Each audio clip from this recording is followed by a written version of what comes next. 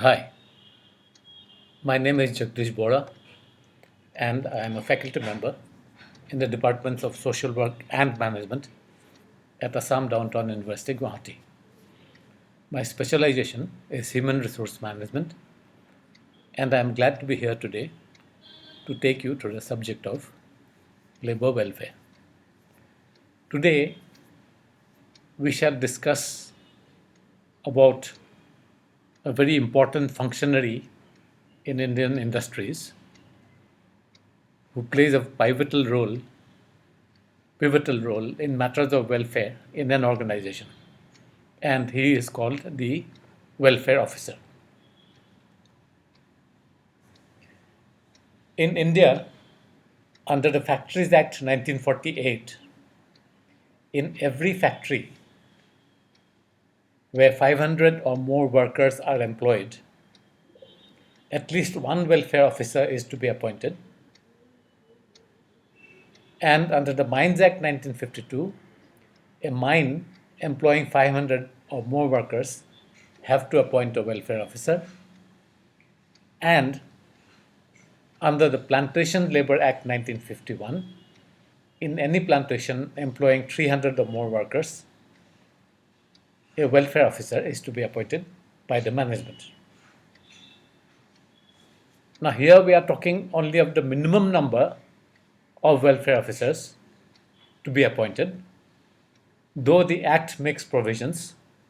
The rules of the Act, the Factories Act 1948, has different rules in various states, and every state will make rules regarding appointment of welfare officers. Now, here, to give an example, I am going to the Assam Factories rules. As I said, the number of welfare officer minimum requirement is one welfare officer for 500 workers. But if the number goes up substantially, there will be more welfare officers, as we shall see from the Assam factory rules. So, the factory rules say, the Assam factory rules says, there shall be one welfare officer for factories employing between 500 to 2000 workers. Where the number of workers exceed 2000, there shall be an additional welfare officer, and where there are more than one welfare officer appointed, one of them shall be called the chief welfare officer and the others assistant welfare officer. So this is in respect of the Factories Act rules. Similarly, in Mines Act and Plantation Labor Act also, there are different numbers depending on the number of workers. Now, the importance of labor officers in Indian industry was realized as early as 1931, when the Royal Commission on Labor recommended their appointment to protect the workers from exploitation, and also as a spokesman of labor, and to promote amicable relations between workers and management. So, this post was recommended as a sort of go between the workers and the management, or a protection or protective layer between the workers and the management. Now, in spite of the recommendations of the Commission, nothing was done till 1937. But then some ministries forced the employers to appoint full-time labor officers for handling welfare and labor administration work. Subsequently, they were designated as labor welfare officers. The legislative provisions for appointment of welfare officers came with passing of the Factories Act 1948, and subsequently such provision was also made under the Plantation Labor Act 1951 and the Mines Act 1952. These acts lay down the qualifications required for appointment as welfare officer, and also lays down their duties. Now, here again, I am reading out from the Assam factory rules. First, let us read what is on the slide. A welfare officer to be appointed should have a university degree. Number two, degree or diploma in social sciences or social work from any recognized institution. Number three, adequate knowledge of the language spoken by a majority of the workers in the area where the factories, mines, or plantations are located. Now, specifically, if you see the qualifications given under Assam factory rules, it says it is more or less same. Possess a degree of a university recognized by the state government, should have obtained a degree or diploma in social science from any institution recognized by the state government, should have adequate knowledge of Assamese and Hindi and of the language spoken by the majority of the workers in the factory to which he is attached.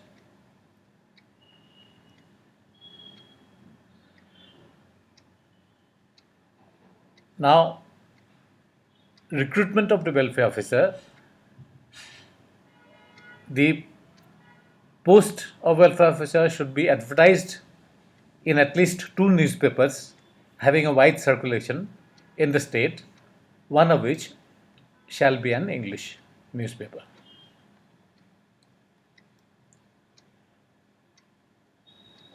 Duties. Before we come to the duties, I also want to tell you that the conditions of service of the welfare officers are also given in the various rules and also similarly in the Assam factories rules.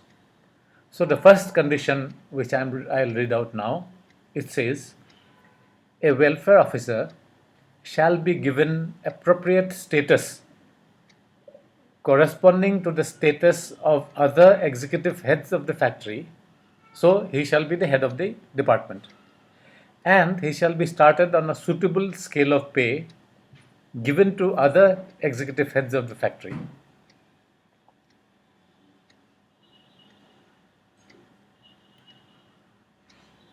Now, the duties. Number one, to establish contacts and hold consultations with a view to maintaining harmonious relations. I'm sorry, the word relation has not come here. Harmonious relations between the management and the workers. So, the welfare officer has to establish contacts with the workers, and he should see that there is harmonious industrial relations and harmonious relations between the management and the workers. B, to bring to the notice of management the grievances of the workers, individual as well as collective, with a view to their speedy redressal.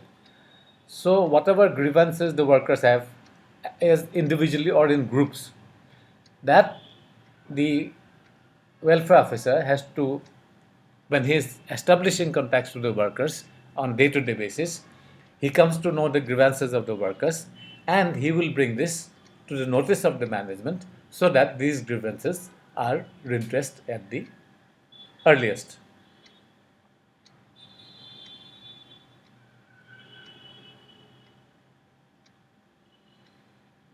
One more which I am reading out again now from the factories rules, duties of the welfare officer.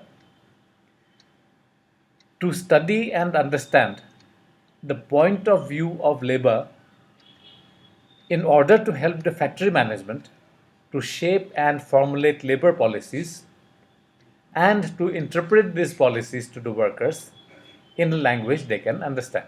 So he will also help the management to formulate policies which will be protective of the labor. That is, from the point of view of labor, what are the policies that should be formulated in the factory. He should also watch the industrial relations situation so that he can use his influence, because he is like an impartial person.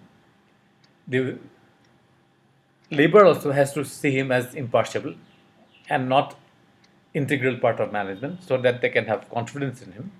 And if there's any industrial relations problems, he will try to use his influence and bring about a settlement. Now again we are reading from this slide, point number C, to act as a liaison officer between the management and labor.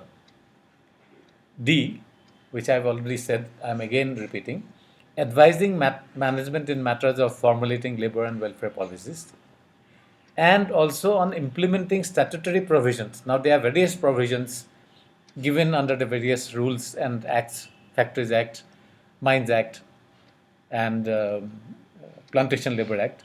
So various provisions, compulsory provisions or statutory provisions have been given in these acts for the welfare of the workers, like canteens, creche, recreation facilities, washing facilities. All these things the welfare officer has to see whether they have been implemented. And if they have not been implemented, he should advise the management that they should be implemented at the earliest. Then he should also, there are various programs for the workers in respect of health, safety and welfare. So he should supervise these various programs. Next point, to help the management in grant of leave to the workers and educate the workers in respect of taking leave. Now these, of course, rules were made many, many years back when most of the workers were illiterate. They did not know how to take leave, what are the leave rules. So here the welfare officer is educating the workers how to take leave, and he'll also advise the management in granting of leave to the workers. At the same time, he will also make the workers understand the various limitations of the management. It is not that he is taking only the side of the workers. He will also make them understand that the management also has various limitations in running the factory. And it is not that they will get whatever they want from the management. They have to see these limitations. And he has also to motivate them to take up various skill development and literacy programs, so that they are developed mentally also.